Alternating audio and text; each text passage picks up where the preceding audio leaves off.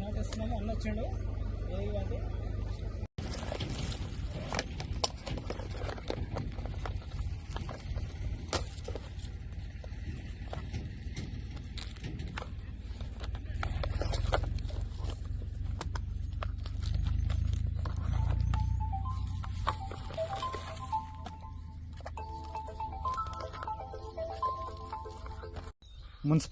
Vikarabad municipal పరిధిలోని కొత్తగాడి శివారు ప్రాంతంలో వైద్యాధికారులు గతంలో కేసీఆర్ గారి ప్రభుత్వంలో కంటి వెలుగు అనే ఒక ప్రతిష్టాత్మకంగా తీసుకున్న ఒక కార్యక్రమాన్ని దాంట్లో నిరుపేదలకు కంటి అద్దాలు పంపిణీ చేయాలనే ఉద్దేశంతో ఉచితంగా కంటి అద్దాలు పంపిణీ చేయడం జరిగింది.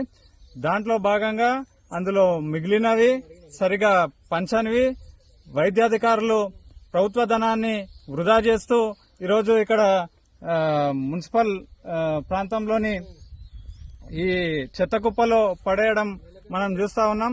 ఇంత దుర్మార్గమైన చర్యకు పాల్పడ్డ వైద్యాధికారుల పైన జిల్లా కలెక్టర్ చర్య తీసుకోవాలి.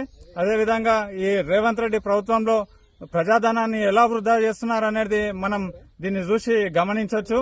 కాబట్టి వెంటనే జిల్లా కలెక్టర్ గారు సంబంధిత అధికారులపైన చర్య తీసుకోవాలని డిమాండ్ చేస్తా ఉన్నాం.